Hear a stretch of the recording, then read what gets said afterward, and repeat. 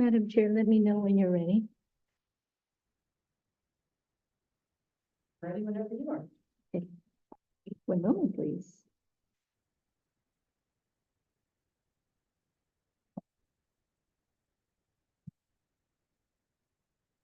Go ahead. We'll call this meeting to order of the Ocean Highway and Port Authority. Let's start out with the invocation, which will be led by Commissioner Cole. Heavenly Father, Lord, we thank you for this day that you blessed us with. We thank you for this great country that we live in. Pray now, Lord, that you would meet with us, that you would give us wisdom and discernment concerning all things that matter to the court. We pray for our country. We pray for our servicemen and women and first responders, that you would guide and protect them. We ask all this in your name. Amen.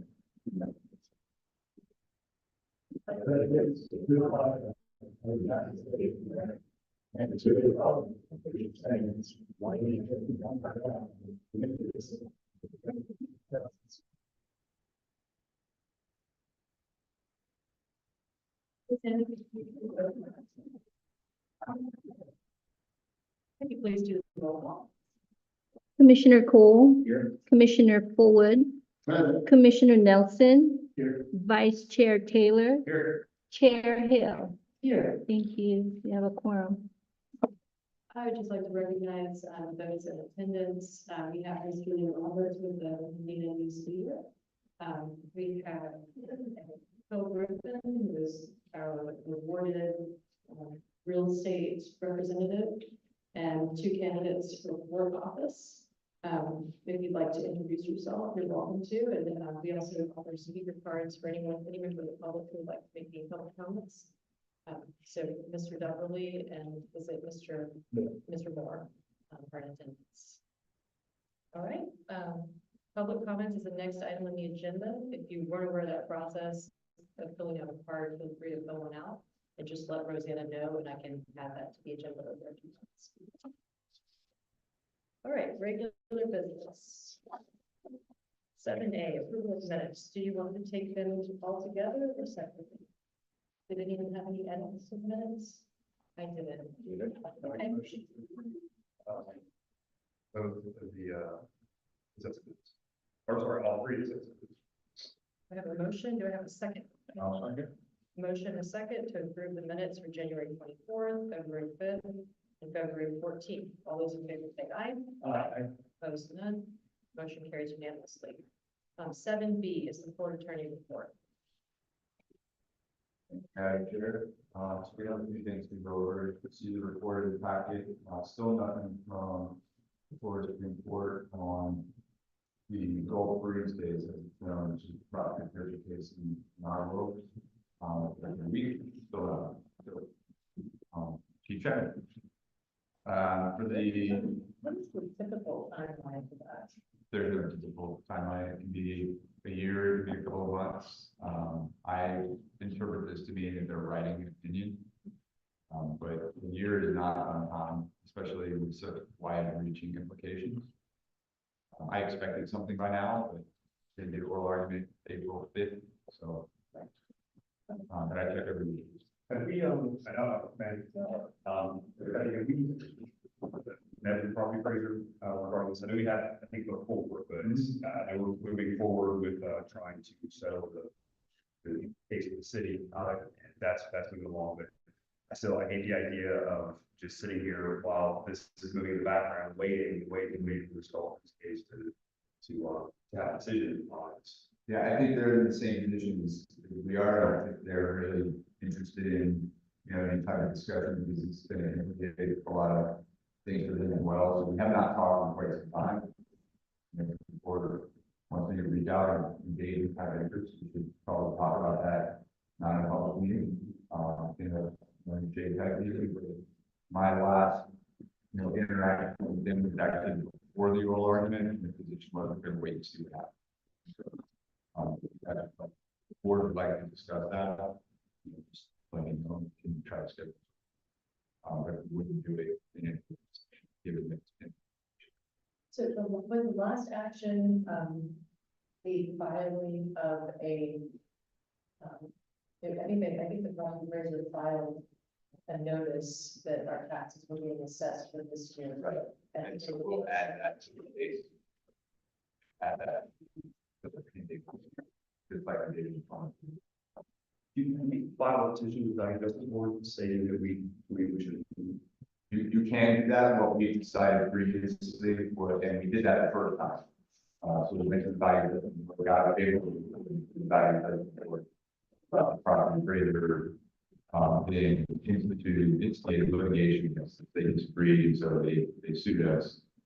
There's a statute where you can skip that process, and just, especially if you have a pending case, and just put it all in the same case, and we decided to do that previously, to avoid the expense, going to the values that were either getting a favorable or unfavorable ruling, but then having a case pending that we knew the property appraiser would take it that way anyway, so we just kind of avoided that added expense of going through that machination. It's not required. I was asked recently, but it's been a while, so I couldn't answer, based on the recollection. But are there similar disputes throughout the state? Yes.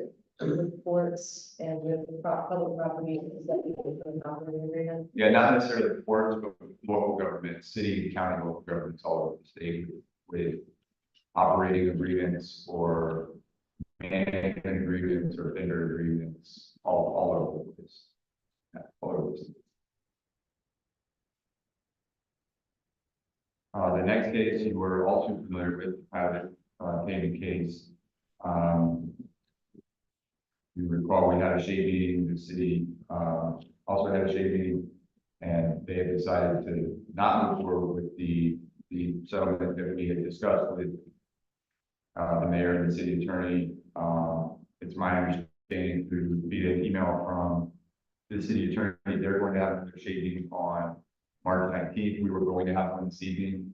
I apologize for that confusion, but after digging into it a little bit more, what I need to do right now is announce that we need to have a shade meeting. So I am once again requesting a shade meeting for the city of Vernon Beach versus OPA pilot case. I'd like to hold that at our next meeting, March 13th. There's no reason to do it before then, because the city's not going to be able to have theirs until March 19th. So if Rosanna can check on the availability of this space, we'll do then what we were going to do tonight, which is meet at 5 and have a shade meeting to discuss. That'll also give me some time to reach out to each of you and talk about the current circumstances in order to be prepared for that meeting. Any questions on the case? Yeah, if we're going to do a shading on 13, probably able to also discuss the property case at that point. We have that separate case, separate meeting. Some other items you see on here, but I also wanted to let you know that based on previous discussions by the board of directors, the board, I reached out to counsel for the operator on a couple of items. That's Amy Folsom. She's on vacation, but sent me an email. I was out of town, she's out of town. She sent me an email early this week indicating that the operator has purchased a tugboat. They want to meet with us in Maryland, obviously first. And so when she gets back in town next week, we'll coordinate that. And she also wanted to speak to me about our outstanding document request, which is also on the agenda. So I don't really have anything to report on that. We haven't connected, so I'll speak to her next week on that. Regarding the tug, I emailed DOT today asking for some written specifics on the finances, the process of building what we would owe DOT, what we would owe MARAD. We spoke to them on the phone or via Teams or whatever platform it was a couple of weeks ago. They mentioned that there were some specific things they would need and it would be required to essentially pay them back. And we didn't get that in writing as fast as we did today. Vince responded, can't remember the one saying DOT, but she's going to provide some written guidance on exactly what we have to do, so that'll help us as we continue to process that. That's all I have. Are there any questions on that? Sure, so since you brought up the tugboat, that does appear later on the agenda, but I think it's striking that from later in the agenda, the rest of the board is fine with that. But I just wanted to comment on the tug that I have received an expression of, interest in seeing the tug from another towing company, and I think another member of the board mentioned at the last meeting that there had been an expression of interest. So, I'm not sure what that would mean, since an intention from Savage to buy it. So I'm looking for direction from the remaining members of the board as to whether we want to proceed to receive offers or just wait for, I guess, Marad's written response as to what the process would be. And then at that point, we would bring it back to the board for approval.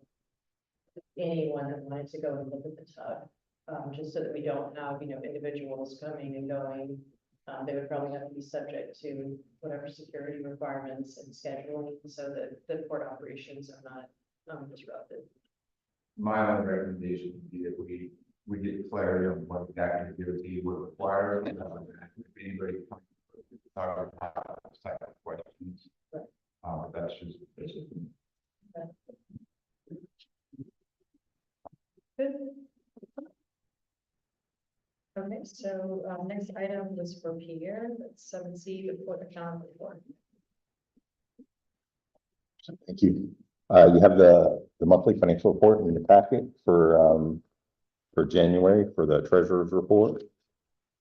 So the only revenue we received was the ARPA reimbursement that was for November and December payroll that we submitted for reimbursement from ARPA. The quarterly financial contribution from the port operator comes in February, so that's already arrived this month. All the rest of the expenses are kind of normal. Obviously, we continue to pay the executive director's salary until April 3rd. So that's all. No comments on that. And then obviously the second page is the customs house as usual. Obviously, we're being reimbursed for the expenses from the port operator. So no outstanding issues there. And obviously the balances for the bank accounts as of January 31st. Any questions about any of that? The next item on the agenda, all right, let's skip this. Yeah, it's out of order. I'd do them out of order anyway. So the next item in your packet is the first quarter quarterly the full financial report for the port. So obviously we're backing up 1 month. So obviously we just saw the January report.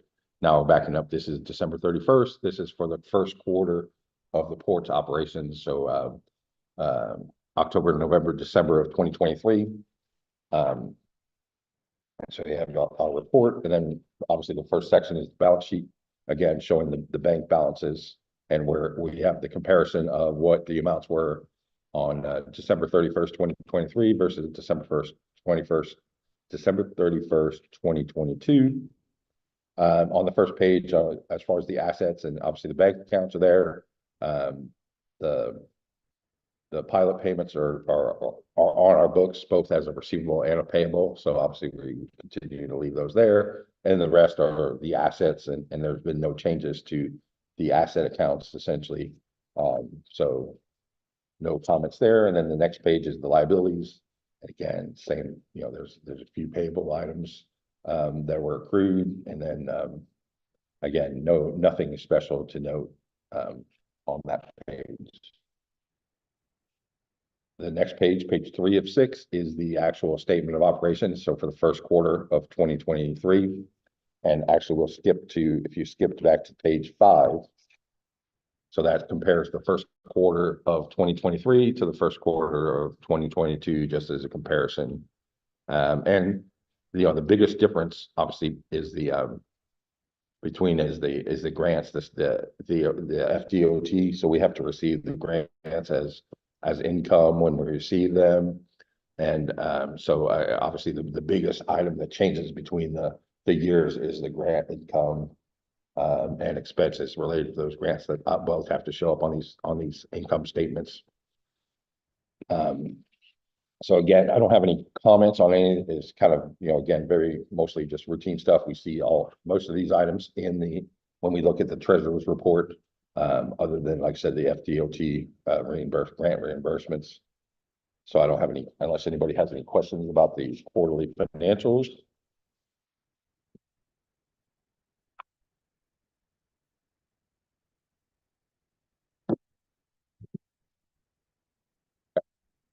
So the next item is, so if you remember, so we had the FDOT audit came in and audited our grants.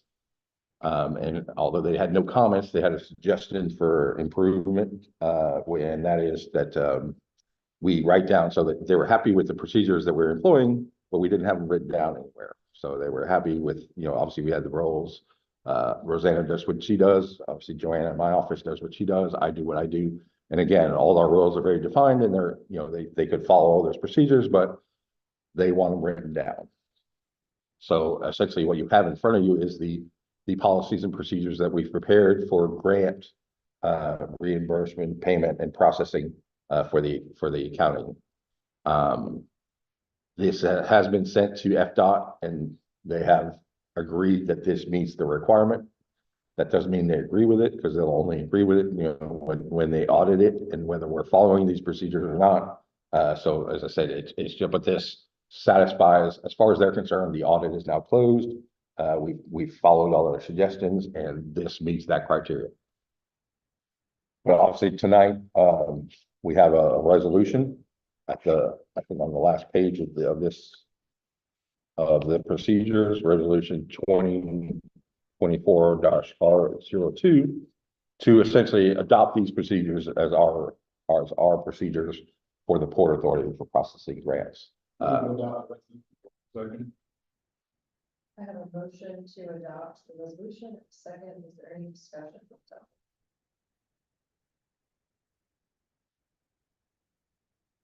I did have some questions about this. So when we adopt this moving forward, do we have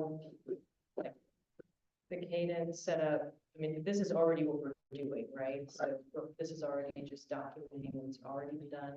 So there's no like new role assignments, or this doesn't really change the way we're. And as I said, they've reviewed all that in the audit and they agreed that everything was, that we had proper separation of duties, that we had controls in place, all those kind of things were in place. And so, yeah, so there's nothing that we need to change about what we're doing. As I said, yes, this just documents it. Obviously, at the next FDOT grant audit, they would, the first thing they ask when they come is, where's your policies and procedures? So obviously we provide this to them and then they audit against that to make sure we're following these policies and procedures. It also, I'll just say, I mean, obviously these can change over time.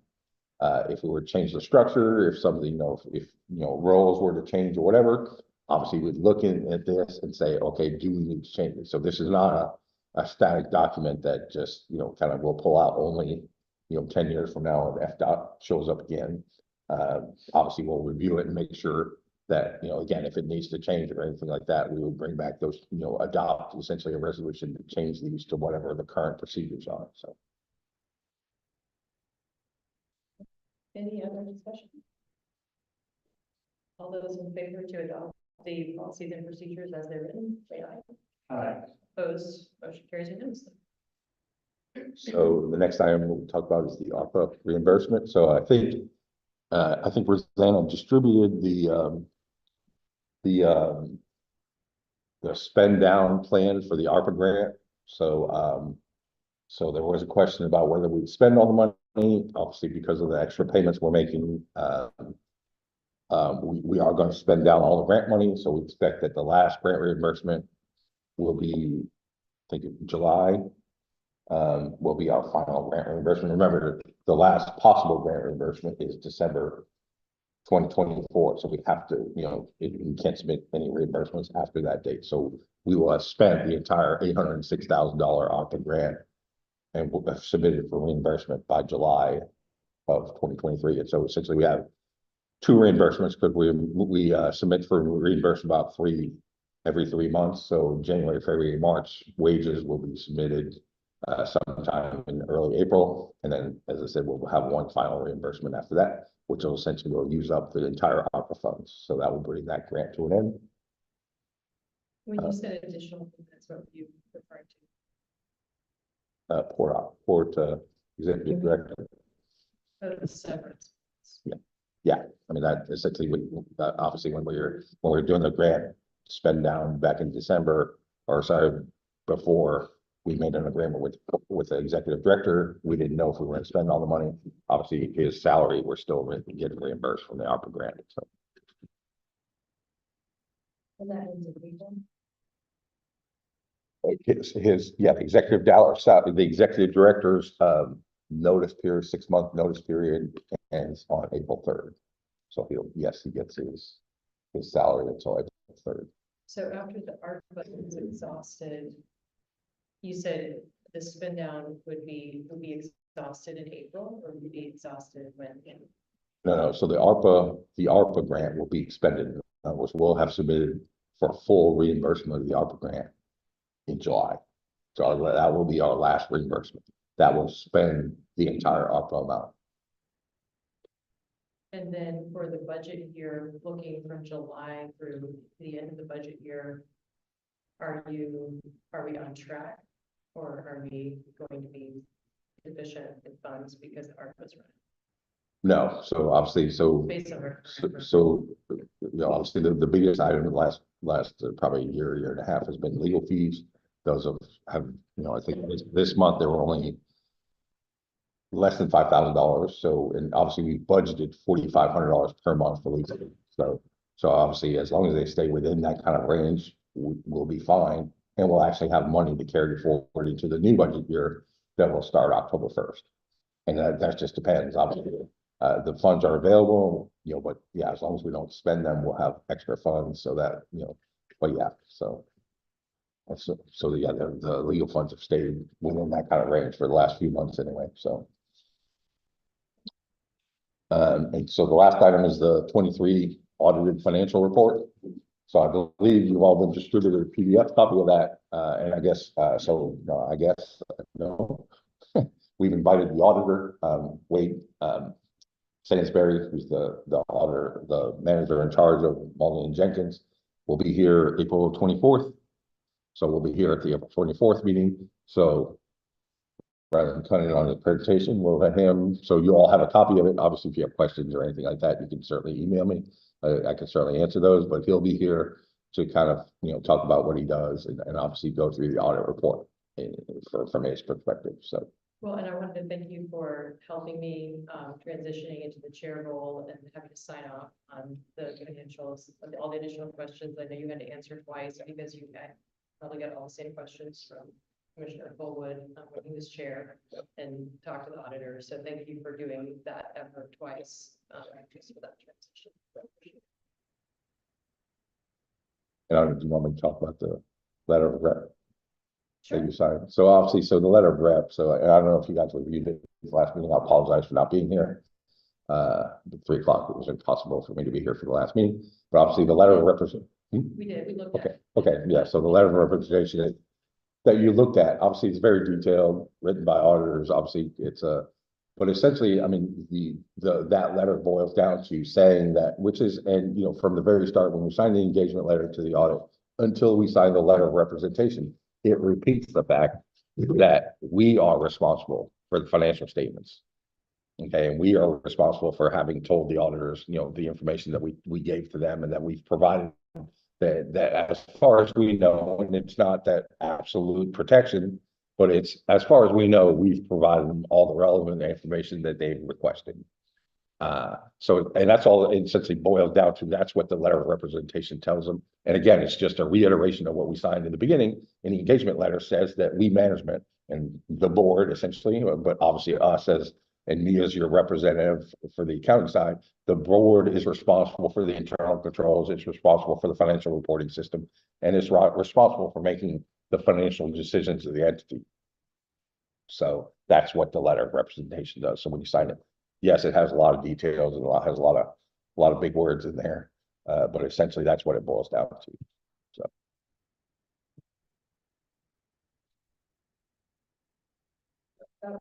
We were to take an action on that letter, so. Yeah, it's already signed, yeah. And it's, obviously, they won't issue the audit report without the letter being signed, so, Right. so, That's been such. Madam Chair, Anything else? Yes.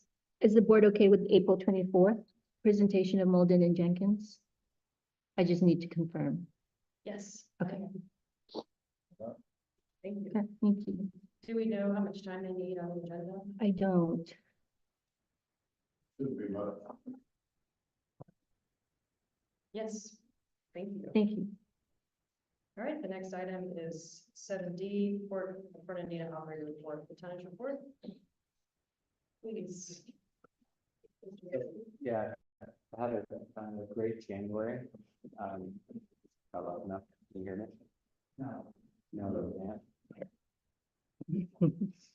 What about now? I don't think it's zero. it's working.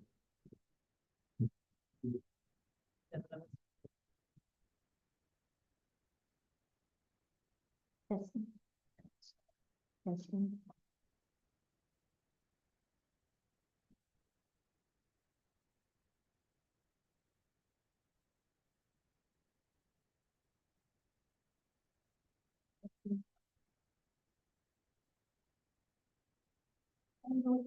It's great. Do you want a short recess while we figure it out?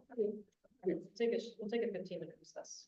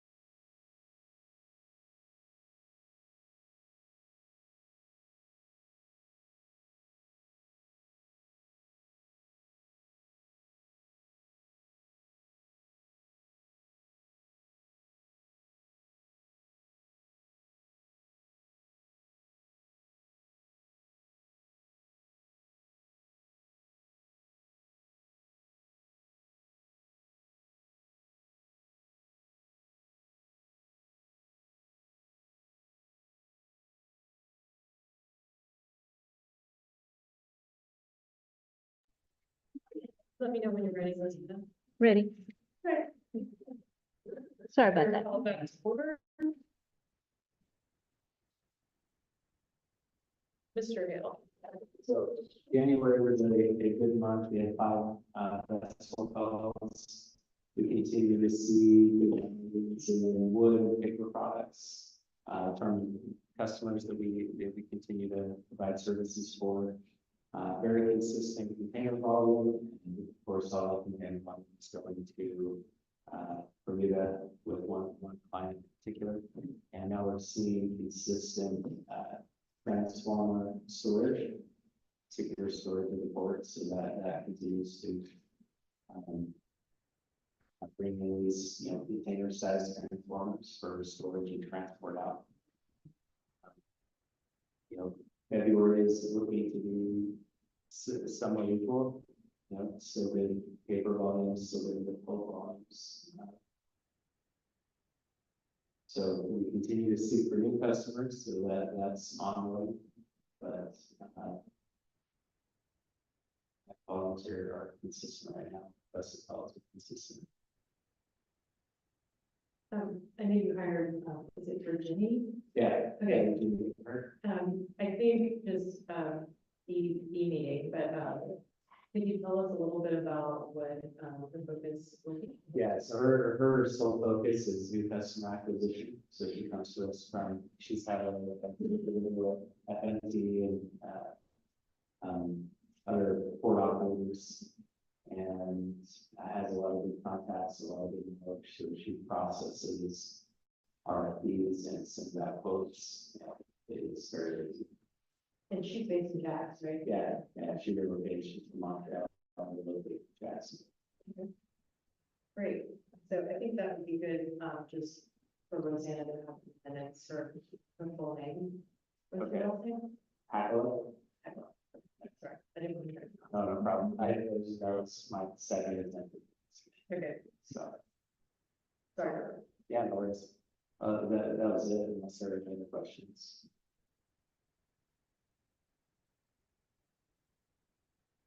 Well, I noticed that there were two ships, in port today also.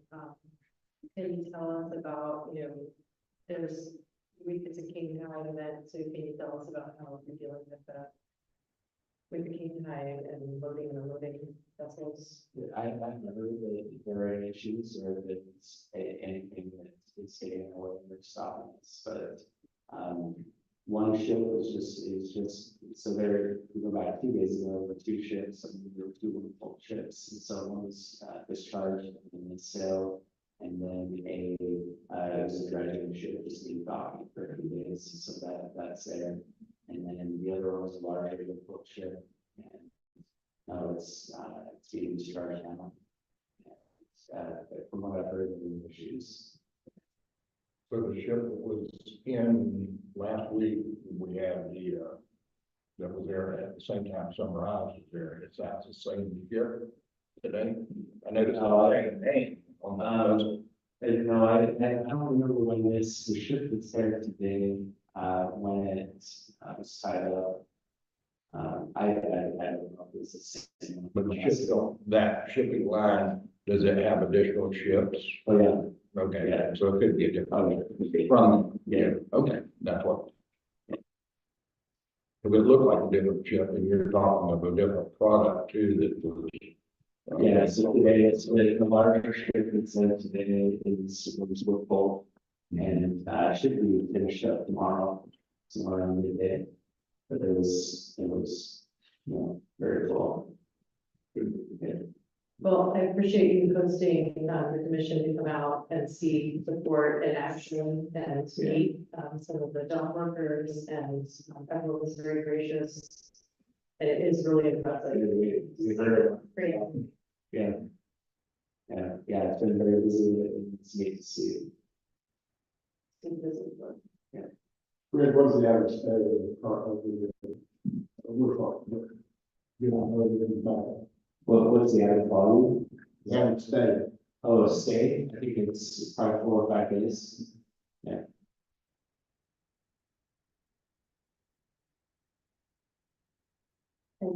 most of the report is not domestic, right? And most of what we discharge is foreign board. Can you tell us a little bit about, our primary trading partners? I think one of the core businesses or core customers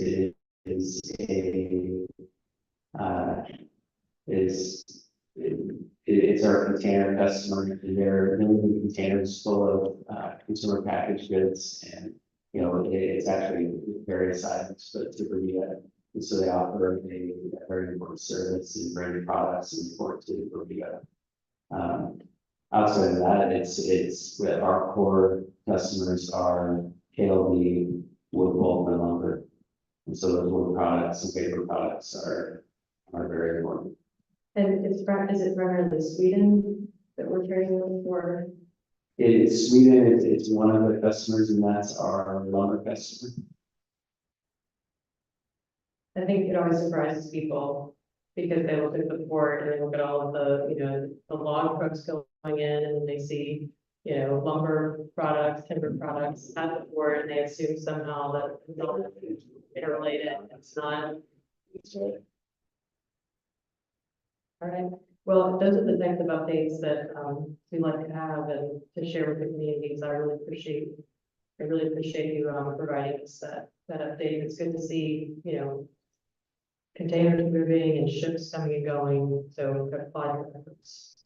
Thank you. Yeah, it's good to see. We're happy with it. So the next item I think was. For clarification, what I was looking at earlier was the, Reese board, was that? Yeah, yeah. And one of them was doing wood pulp and the other was doing KLB. Oh, yeah, So that's it's right. not that same table. Same class. One's FCA, one's. That's right. That's right. So that's two different, each board. That's right. That's right. That's why. People in small scale. Okay, great. So the KLB was discharged. Monday. So.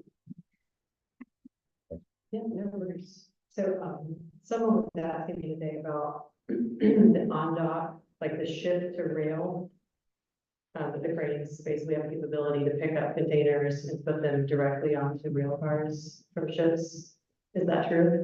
I don't believe so. Because I know there is a line that runs along. Yeah, there is, but I don't think our crane reach can go that far, so we would discharge it to dock and use top stackers or reach stackers to, put it on rail cars. It looks like it almost could reach. Yeah, it does, Okay, so I think the next item was, the grant extension item, unless nobody skipped something. Port issues, oh, I did, port issues repairs. So this is an item that was originally Commissioner Nelson's, request for updates on repairs and, I know monthly, at least monthly, we're receiving reports as to, the warehouses and the awning that needs to be replaced. And then also we've done the 5-year periodic engineering report of facilities recently in January. So we just wanted to keep this on the agenda for what improvements are happening, to remedy those items.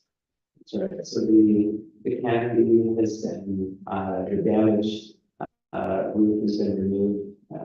We're expecting a permit today, that's what we've been waiting on that. And then the crews are blessed and just waiting on permit. And we would solve it, and it'll take 10 days, so we should be able to start tomorrow. That's what we're hoping. We got the permit today, but the permit, so if the permit's tomorrow, we get the permit tomorrow, I'll start and go with through the weekend and try to finish everything next week. Excellent. Yeah. Were, Commissioner Nelson, were there other repair items that you wanted to update on, or do you want to wait? I'll just wait until I come around to the fourth thing, I'll be on. The new security building, they're getting. Yes. What are you offering that? Let's see. I think it's been ordered. I can't remember the delivery date. I was expecting it this week. But I can check on it and get back to you. But it ended up being a slightly bigger building. It turns out it's just on cinder blocks out there, so we can swap it out and change it. So we got a bigger building. But in the next couple of weeks, it should be installed and ready to go. Great. And then it's a prefab structure. Yeah. New security cameras will be installed now. Say that again. Some new security cameras will be installed now. Although, No, the security camera, don't have any installed. no, that should be completed.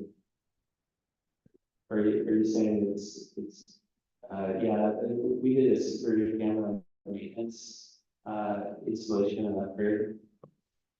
But it's been done for, I don't know.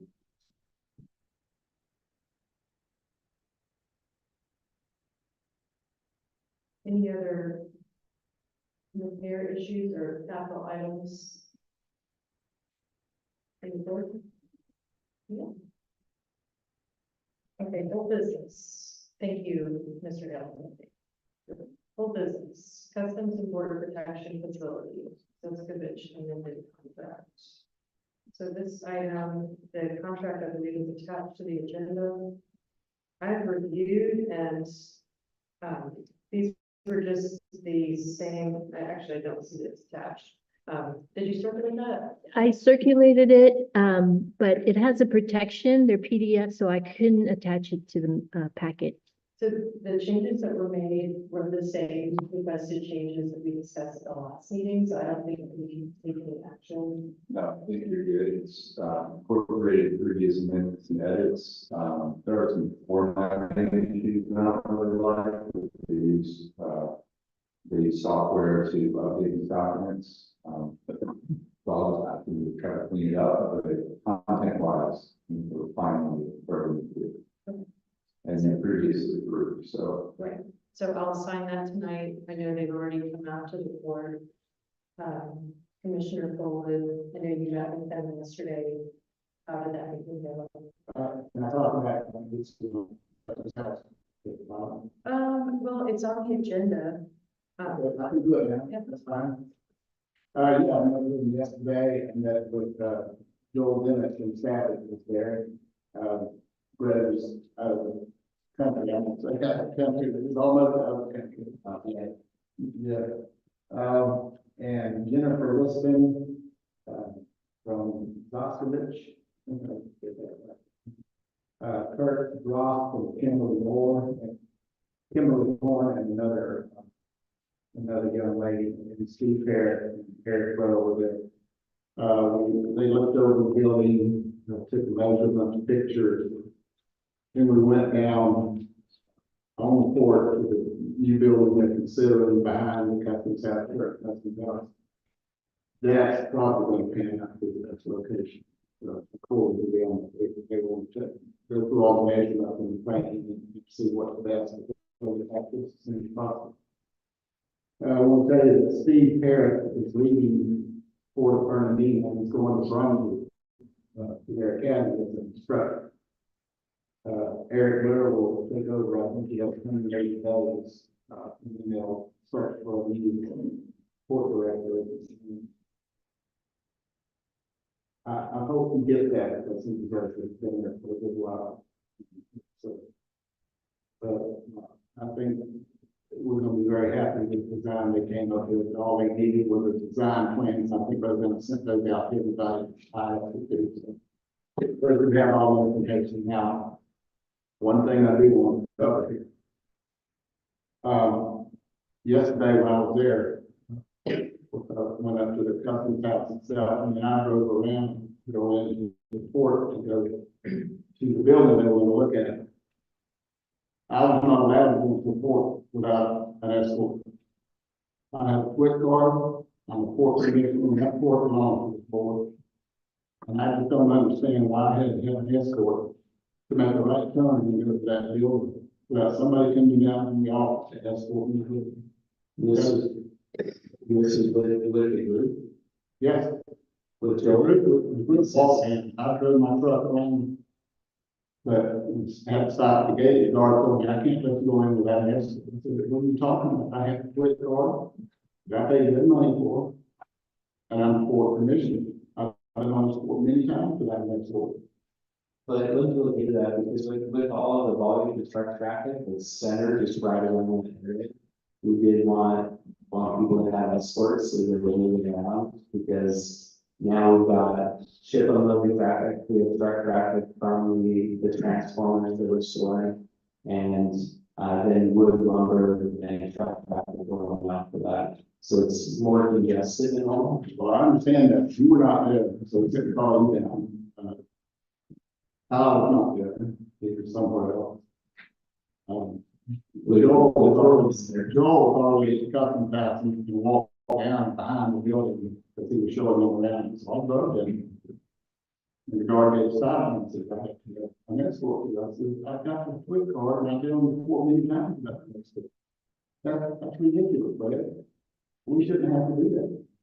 Well, I know all the way around, I've been here, sometimes they call off and say, I had to wait for somebody to come down, the officer couldn't find anybody to come in.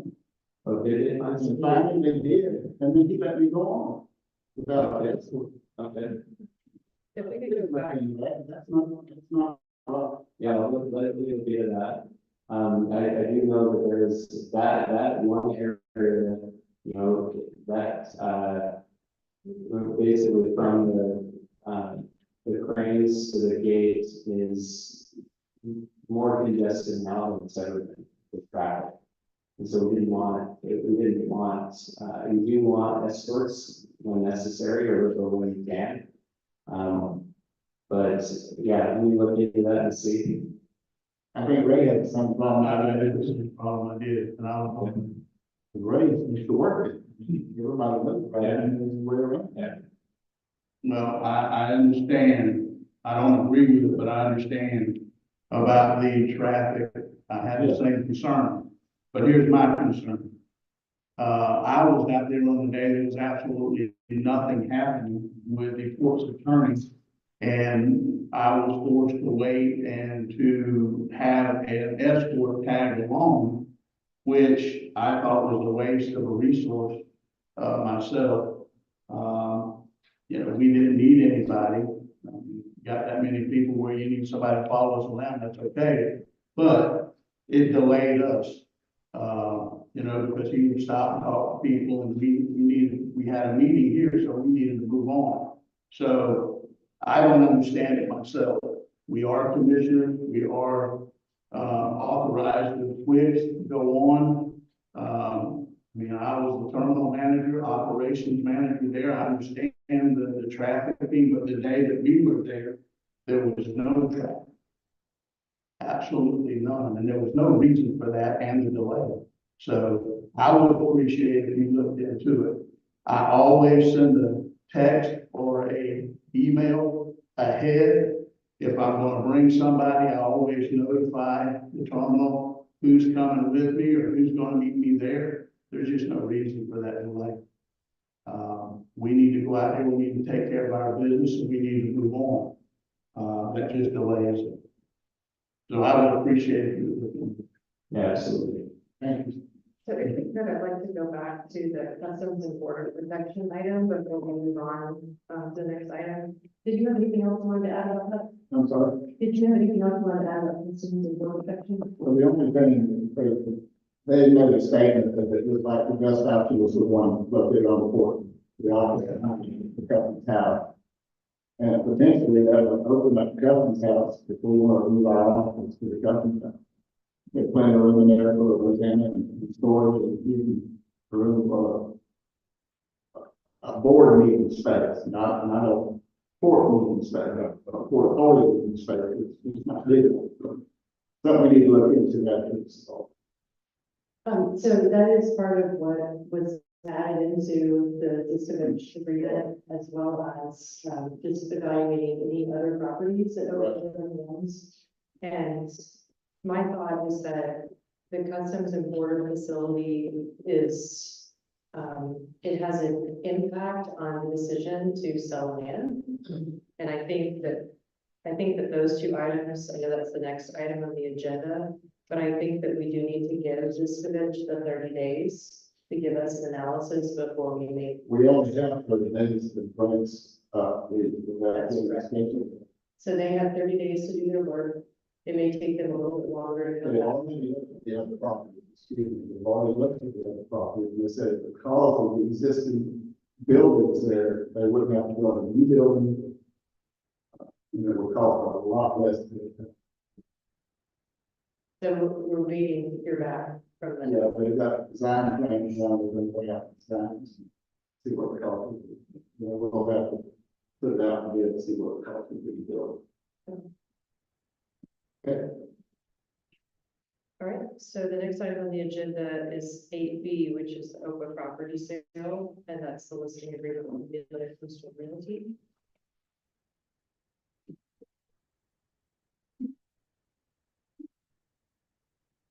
So as I just mentioned, I think we should wait until we have the feedback from our planners, our architects, before we agree to sell the property, because part of what we asked them to do is to evaluate locations.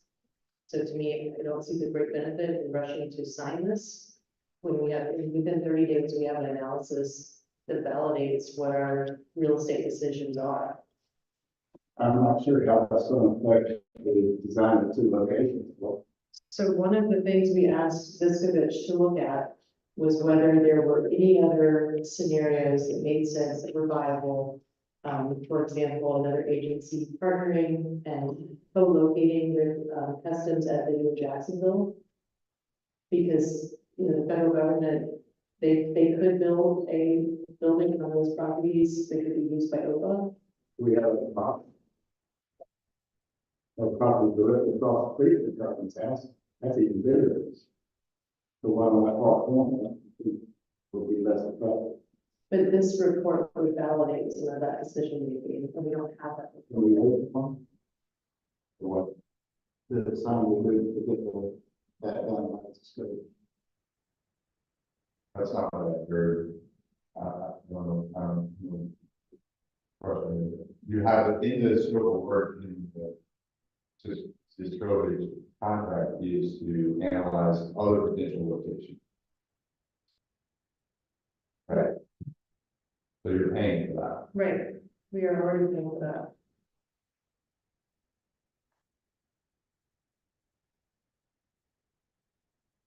So you're not talking about waiting on executing the Strode agreement. You're talking about waiting on executing the listing. Correct. There's no timeline.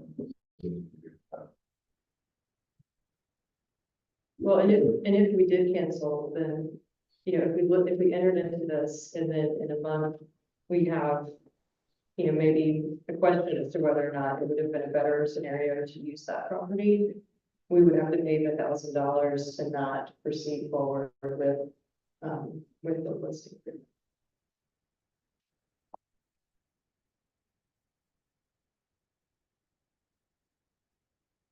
So, any other comments about that item?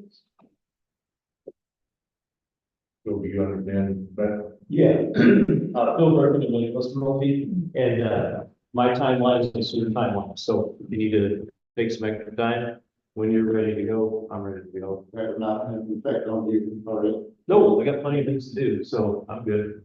And so if you need to have a second opinion at no charge, I'd be happy to take a look at your other properties and advise you, because one of the things I said to you in the executive summary is that single family residential is probably the most likely use for this property, but it is a buffer from the warehouse and the port to existing single residential. And if anybody's lived here for a while knows the nature of how people can get riled up if there's anything going on. But office is a very good, clean buffer between industrial and residential. So I don't think that's an issue.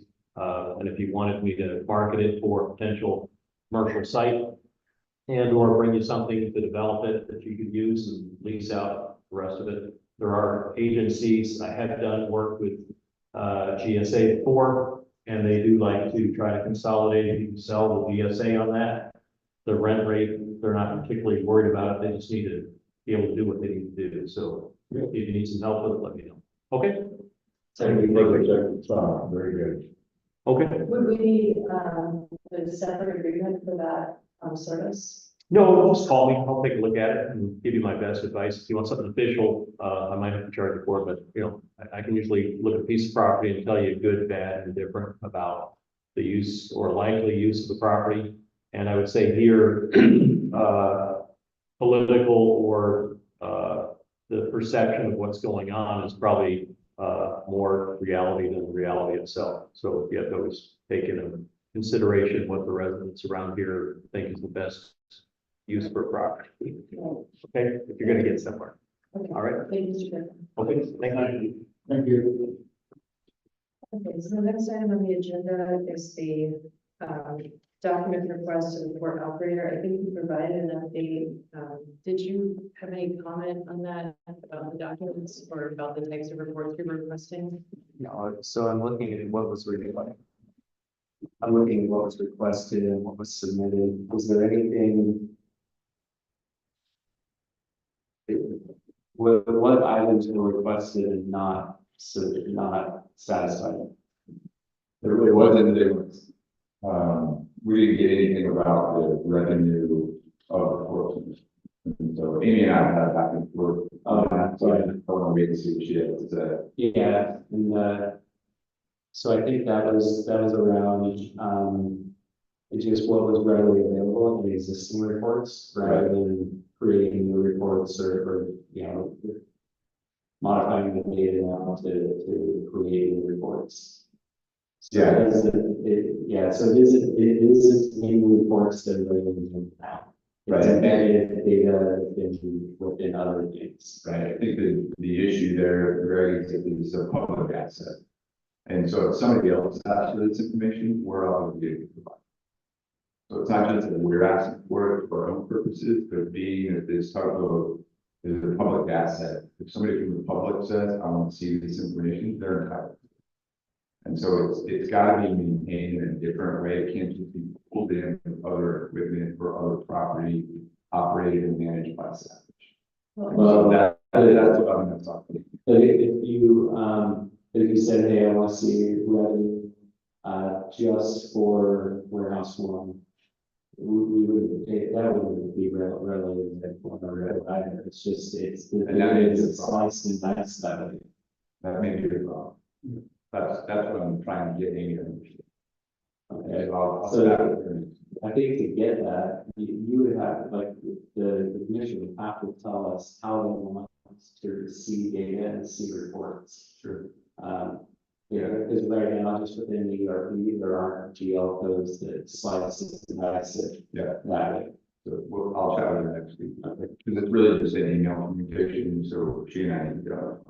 This is, goes in line with one of the auditors, recommendations to OPA were, just to have policies, just to have regular practice of this type of reporting. And it appears that with our grants, we were doing, you know, all the things that they thought we needed to do, but we just needed it written down. With regard to the revenues, the operations, there may be gaps, you know, and maybe opportunities for improvement in our process. So I think writing that down is a very good exercise, and having a regular cadence of reporting at a level that is sufficient for us to say we have control of revenues just consistent with our charter. So thank you for that. Anyone else? Yeah, just correct me if I'm wrong, but it is a little bit different, an example of the warehouse, which is the Doug, but because that Doug is owned by Woodard, which makes it accessible to the public of what's going on. But the warehouse is owned by, the warehouse is also owned by. But if you had a ticket booth outside of the warehouse and you were charging a concession fee for the ticket booth, I would argue that you could track the revenue for the ticket booth to walk into the warehouse, right? Okay, so if you're charging for warehousing, I would argue that you should have revenue records for warehousing at the port. I'm not saying that the data doesn't exist, I'm saying the data doesn't exist and the report that we can just hit the print on and.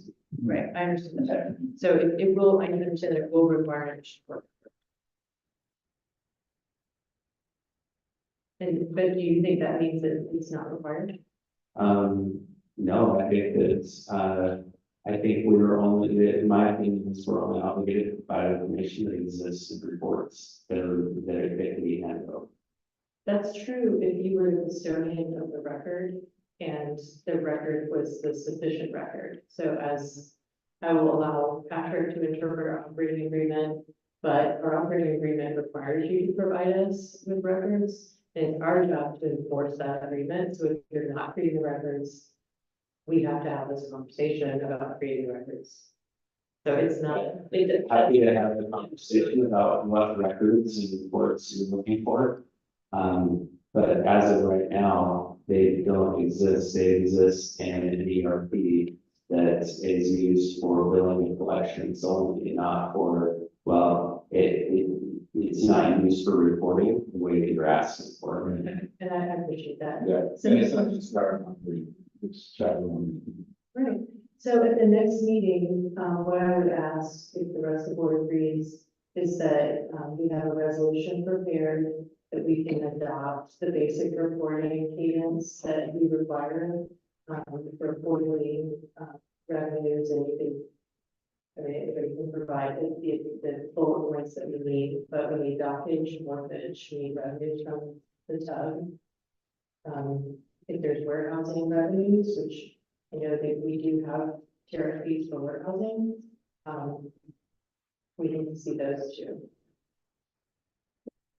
So we'll prepare a resolution, we'll bring it before the board. And then we'll have the formal process outlined, so you'll know what it is we're specifically requesting. President. I'll Thank you. Anything else? All right, so next item of old business is the resiliency plan that we finally received, very exciting. I have not, I'll confess, I have not gone through the entire document. We received it yesterday. And it did have some pictures. I don't know if you had it ready to put up on the, No, it is after publish okay, so it's publication. just in draft form now. Mhm. So I think all the commissioners have seen that report.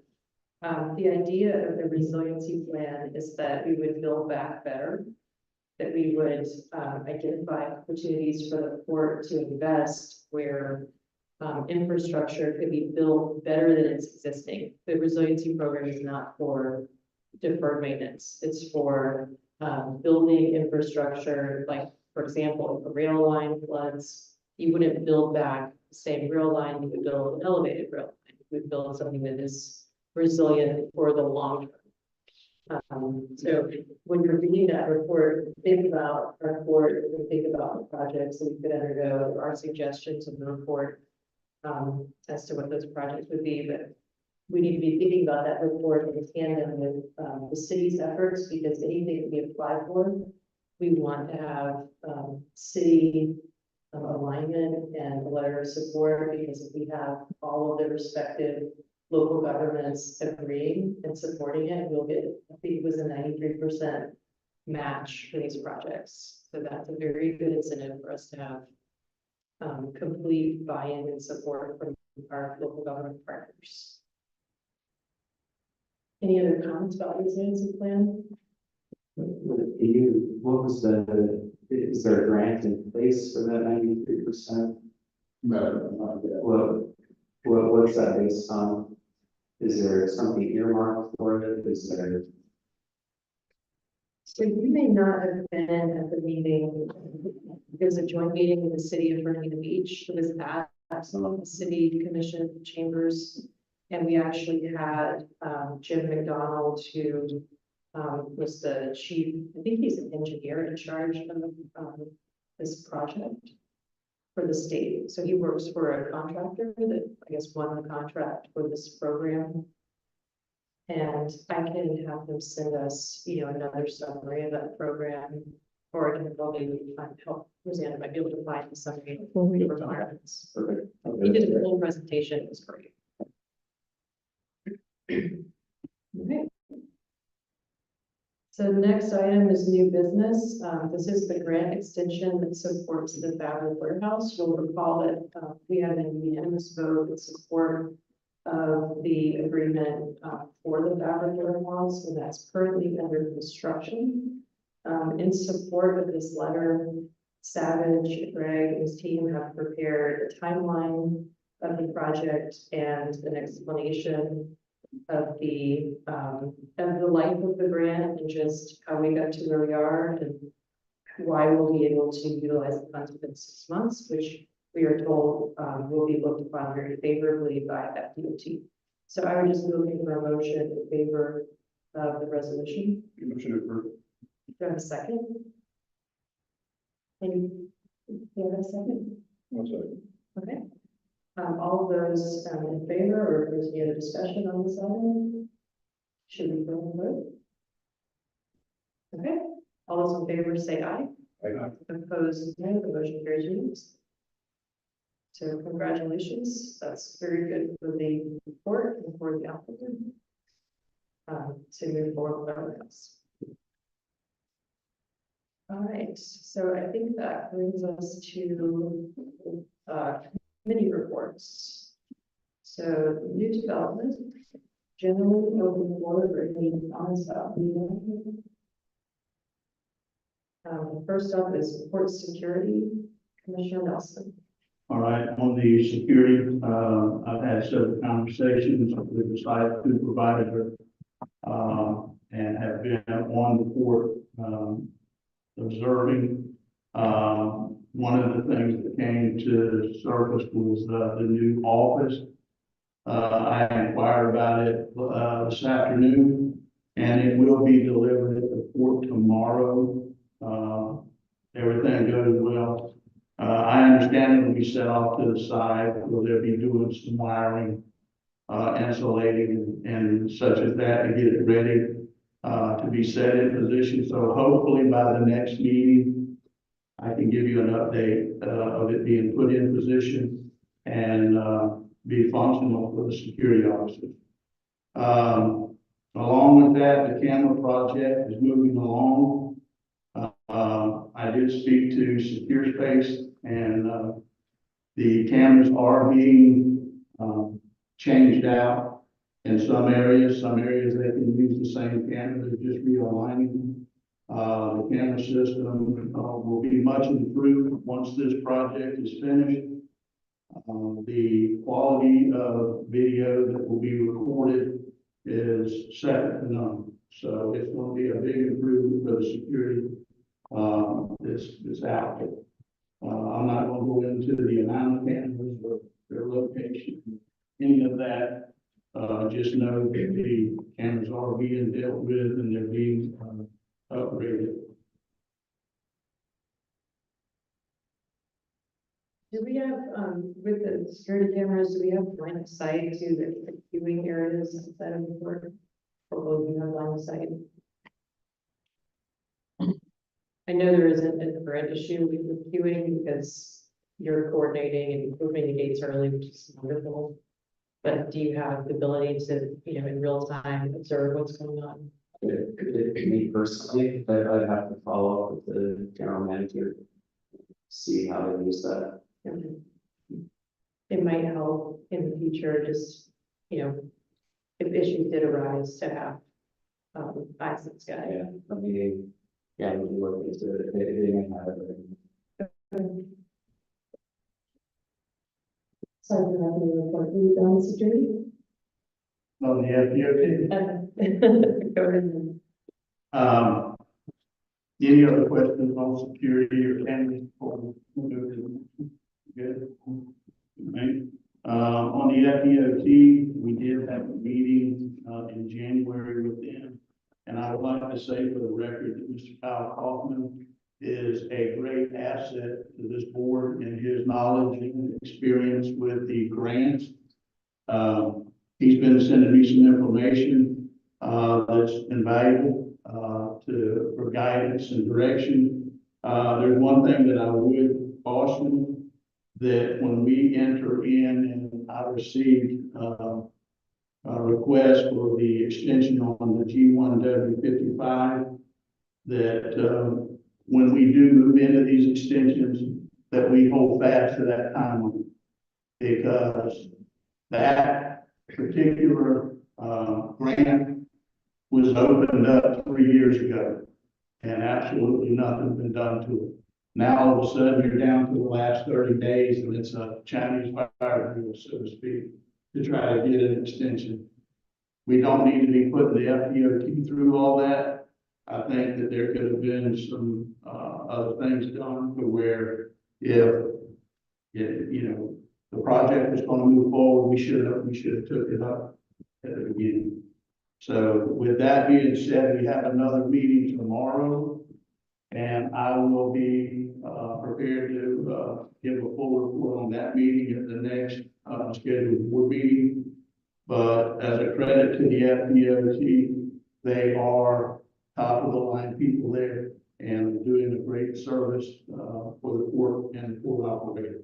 So I understand that a letter needs to be sent to FDOT from the Ocean Highway Port Authority requesting that extension. And I do caution again that it's been requested for 6 months. extension. If that's the case, then we make sure we have everything done and sealed up by the expiration of that extension. Any questions on that? So we can make sure that we get updates, on the progress of that project. We'll add it to the agenda for the meeting. I will follow that project and make sure that I give you updates on. Yes. I forwarded to the board about an unexecuted, grant. Did you all receive that, or? It's for the USCBP. And it's $25,000. And all we need, That's for the, Ziskovich, right? it could be used for the Viscovich. It's FM 444933. It just came about, yesterday, I think, yesterday, and I forwarded the email to the full board and Mr. Hale. FM 444933. And there's $25,000 there, and we just need, a resolution and, executed agreement. What was that for? It's for the USCBP concept planning. That's the Ziskovich agreement. No, the Ziskovich is, Yeah, that's it. is it? Yeah, that grant goes along with the Ziskovich work. Okay. So it's the 25,000 plus the match for the operator. Okay, because, FDOT is saying that it's an unexecuted grant. So I will bring that up tomorrow at the meeting. In November. Okay. Yeah, Well, per their record, Mr. Kyle Kaufman said it's still not executed. Okay, could you just look back to make sure we did a resolution, Yeah. for the board, and if not, we would need to potentially have a special meeting, to approve the resolution for grant that we are using today and expires in 30 days. Or just the previous approval. Yeah, we didn't check the minutes or I recall something, but I didn't tell you when. Would it have to be a vote or just consensus? To execute a grant, and should have voted, and yeah, I resolution, maybe to vote to approve the grant. So we should look at that and see if it's my understanding got approved. But per FDOT, Well, in the duration of time we have for the fee reports, are you able to just look back to see if we have that? well, I looked in my file for that unexecuted, and I do not have a resolution attached to it. Right, we may have had a resolution, but could you look back to the minutes to see whether we discussed it and approved it, would be a vote? Mr. Hill, the grant for the USCBP is, do you recall the number? Because it might be in there. For what? For the CBP, which grant is that? Is it G1K57?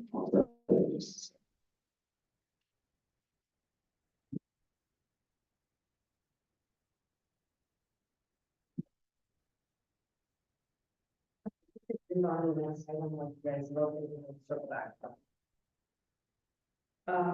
Let's see, we covered everything for the port facilities? No, we'll get to that now. Okay.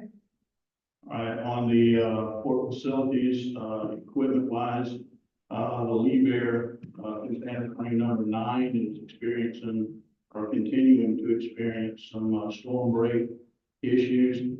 The controls for that have been ordered and should be in a couple of weeks. So once they get the parts, they will remedy that issue.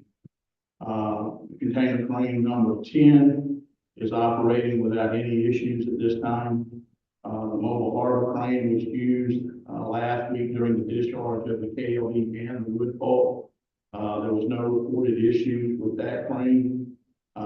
It was noted that there are several other hydraulic hoses on there that they are scheduling out for repair and replacement.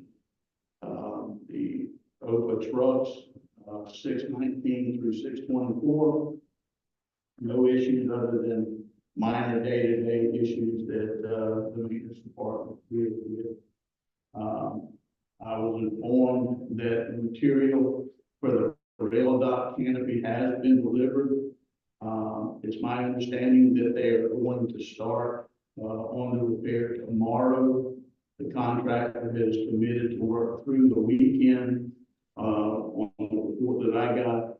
And, he plans to get that done just as quick as possible so that he can move on to other things. Can you send us the report that you have? Pardon? You said you, on a report that you got. Yeah, the discussions that I had with the maintenance people, that's what they reported to me.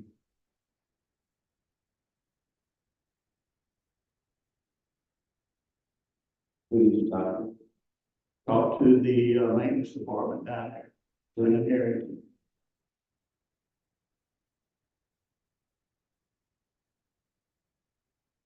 I would like to ask a question, why isn't this information, known?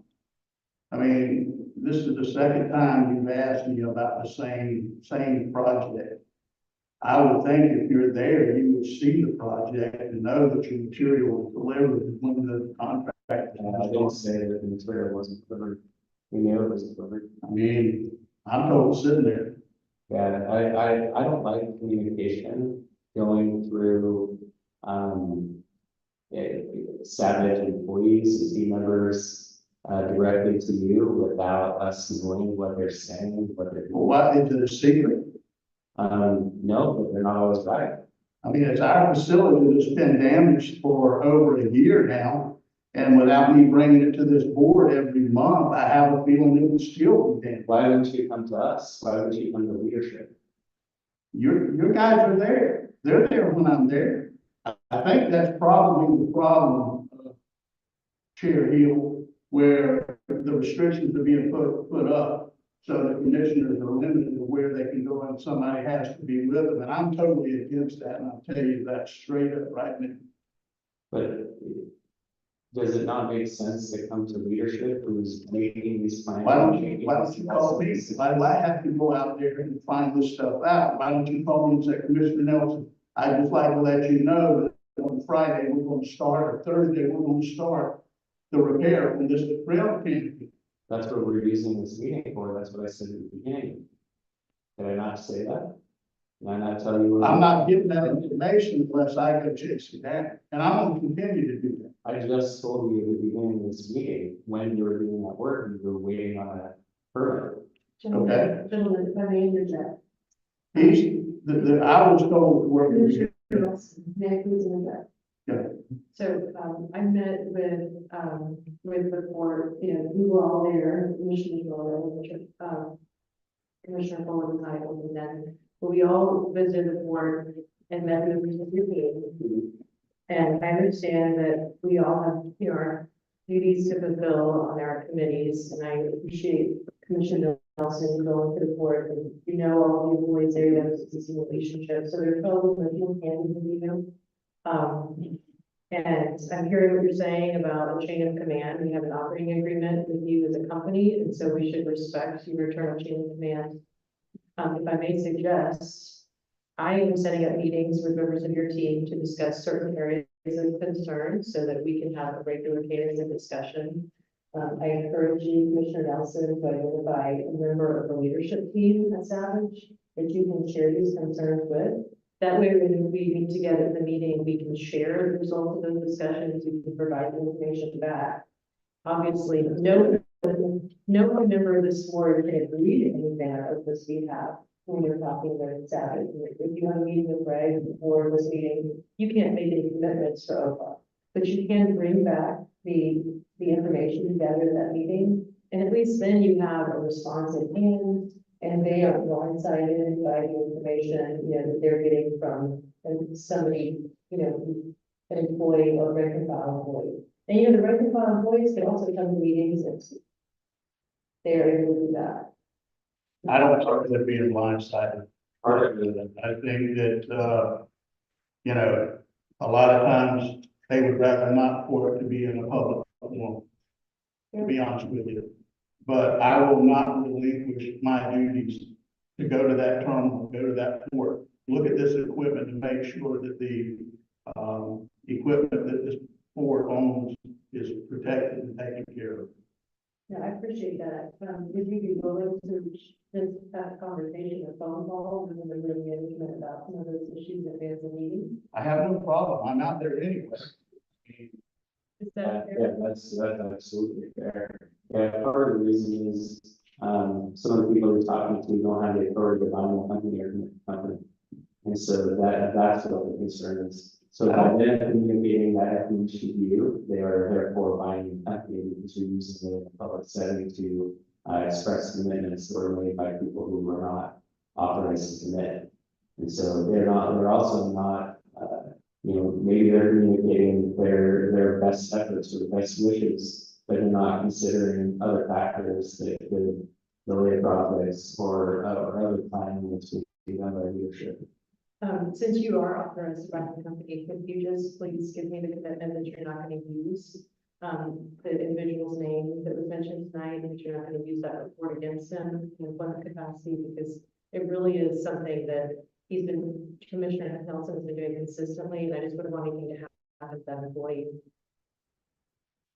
Yeah, you're asking if there Can you really please- is some kind of retaliation. No, just for this report and mention. Yeah, Thank absolutely. you. Thank you. I hope there's not any retaliation. Because what I'm getting, I can look for myself and see. The only thing I ask is when is the job on the commence?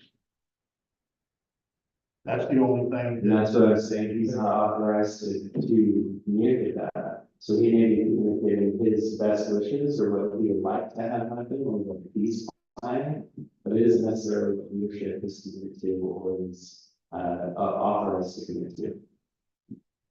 I'm not so sure I agree with that, but we'll move on.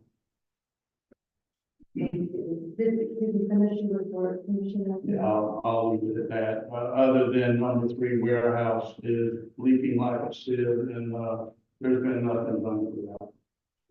There was some condition.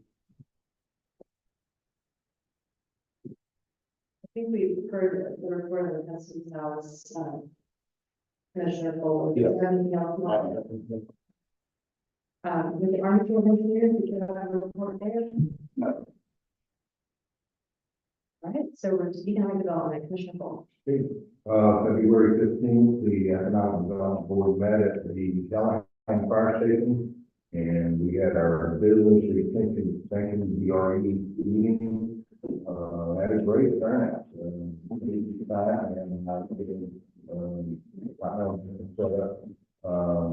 were there, Mr. Taylor. Okay.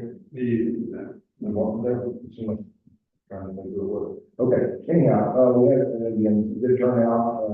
There were a lot of business leaders on the west side that gave a presentation of their companies, Western Rose, the vineyard down in on the west side of Callahan. And one that's coming up is the G3 affordable housing village that's coming up over in that neighborhood. They're trying to get it online and get it set up. There's also a company from the Trade West that reported, I can't remember the name of this company, but they employ about 80 people there at the Trade West. Mostly a 2-shift day shift. And I was shocked to hear that many job openings were there at the Trade West. But anyhow, we did just did a meeting that we talked about all those different things. While I got while we were at the port at our port meeting with Congressman Bean, we talked about the traffic and the traffic study for Friendly Road, and I spoke with Jeff Sheffield, He's going to call Jim Knight, and, there's nothing formal that we need to do at this point, but he will communicate with Jim Knight to, see about the feasibility of doing a traffic study for that Thunder Road intersection. And, when he gets results from that, he'll let me know. Great. What he thinks you have issue or problem. Yeah, and so just to fill folks in, that was just a question that was raised at the floor because sometimes there's truck congestion around Friendly Road. And the existing traffic studies that TPO has identified fall short of that intersection. I believe they end at Amelia Parkway. And so just to either extend an existing study or to alternatively, right, an intersection analysis for light is a little bit, signal analysis a little bit easier. Okay, and then technical advisory committee. Yes, thank you, or Chair. So the next meeting is March 6th. I will be on plane back to Delaware and make it. I know we managed to speak down as well, but April 3rd meeting, you're unavailable as well, and then but I will certainly be there for that meeting. That's it. Yeah, so the technical advisory committee, just to put a plug in for that, I know you are able to make the April meeting. Some of the members of that board are elected officials, others are staff members, but they do actually going to drill down to some of these details, like what Commissioner Holt was just describing the studies with potential uses of the resources that are available through TBO and Smart North Florida, which I know Patrick is on the board of. But it's identifying ways to utilize some of the tools that we may already have with our regional partners that could solve problems at the port or within OPA's purview that maybe we haven't thought of. And I think, you know, attend the meeting, see what you think. If you agree, keep going. If not, then we can adjust the committee assignment. But personally, I think the TPO is just an incredible resource for solving problems that affect our lives every single day. All right, and the Nassau County Chamber of Commerce. Yes, so tomorrow evening, BPA is their annual awards dinner. So I plan on calling, we got calling, see community there. So we actually businesses come together and celebrate business community. Certainly look forward to that. And just on that one. Yes, Steve Virginia Beach. Steve Virginia Beach. So I really, for this one, I just want to take a moment to thank Mayor Bean for coming out as well to our tour last week. So as I mentioned by Mr. Cole and Chair Bill, we had Congressman out last week for bringing it. It's a great opportunity for him to see. We haven't been out in several years. We're actually going to come out and not only see the port and for the port, but to also meet the folks that's happening to the team out there. So Kyle and Matt and Grace answered some questions. But again, it's a great opportunity to bring in the congressman as well as the mayor of Medina, and they did a good tour of the back on the warehouse. So that's some good open discussions with your team out there. So I appreciate the hospitality. And thank you for putting that together. I think that's so important to have the board visible to our elected officials in Washington. Just remembering the impact of the board, not only on the local community, but to the county and the state. Yeah, that was the feedback I got was great. It sounds like a great day. Which I did. I apologize, not being able to be there. I was in the hospital. I'm so sorry. Here's my now. Are you feeling better? Yeah. All right. And that's all people. Okay. So the last item is community outreach, which I believe is assigned to, it used to be assigned to all of us, but for some reason it's assigned to you, that may be just a mistake. But go right ahead. Heard from the community, and I'm hoping there's maybe something we can do about it. We send a letter to FDOT. The road from the bridge to the red light over the bridge going west. That road is absolutely destroyed. Cars are getting windshield busted, scratches on the car, they're complaining to FDOT's not listening. They plan to pay that in 3 more years, 3 or 4 more years, that's my kind somebody's gonna get killed on that road before it's over. I was hoping we could send a letter to FDOT from this board, and all the board members sign, to please do something about that road, if nothing else temporary, we don't have to dig it up and redo it. Just put something over the top of it, patch, whatever they need to do. So that is the same study area we're talking about. You're talking about from the top of the bridge to Nassau. Yeah, Nassau Road. If I'm not mistaken, I think it's resurfaced 3 years down the road. 2 years, something like that. Still 2 years? Yeah. Come on. Well, I'll double check, I'll call tomorrow, or you can. I don't know, in this board, Double check, you know. is going on the way. We're the Ocean Highway before.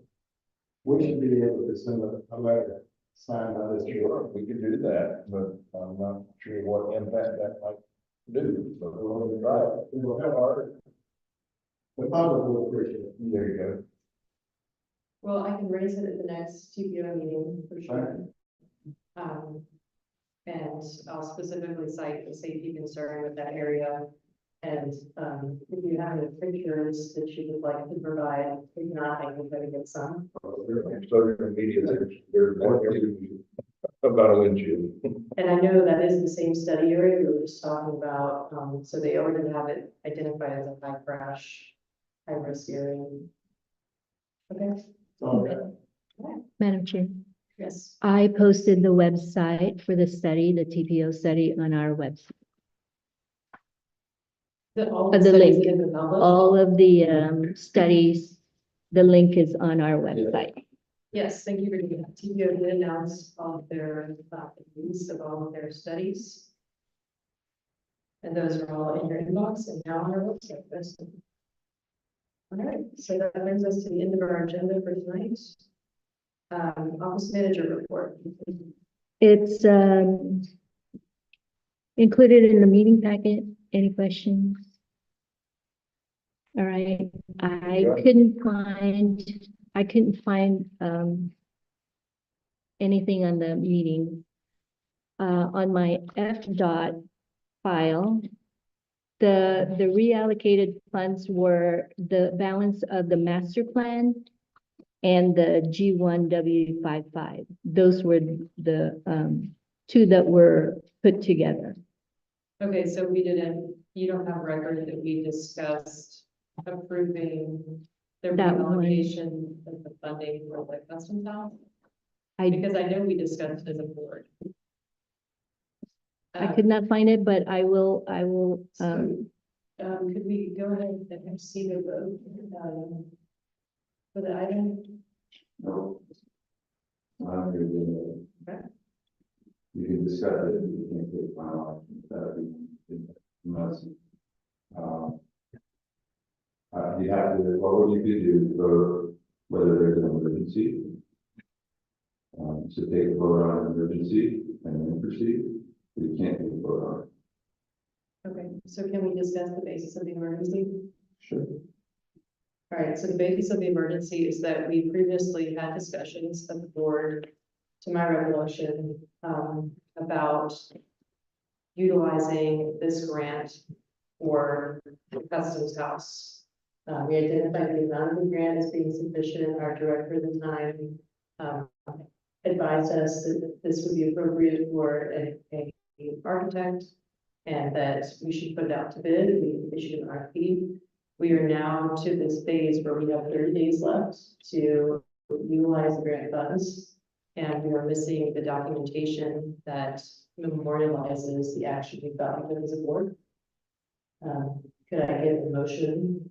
Does someone want to make a motion that that's an emergency? Do I have a second? I have a motion and a second. Any further discussion? And so this motion is to amend the agenda or It's just to declare this matter emergency for voting purposes, and we're going to vote on that So you're just declaring that this issue is an emergency. Due to what you just explained, and due to DOT informing local that per their records, the grant is executed. So that's all you're doing, with the status of the matter as an emergency. Do you accept that explanation as your motion Yes. and your second? Okay. Any further discussion? All those in favor say aye. Opposed, none? As the matter is declared an emergency, and we need to vote to approve the grant agreement and authorize the agency to execute the grant. So Sorry. Any further discussion? And that gives you what you need.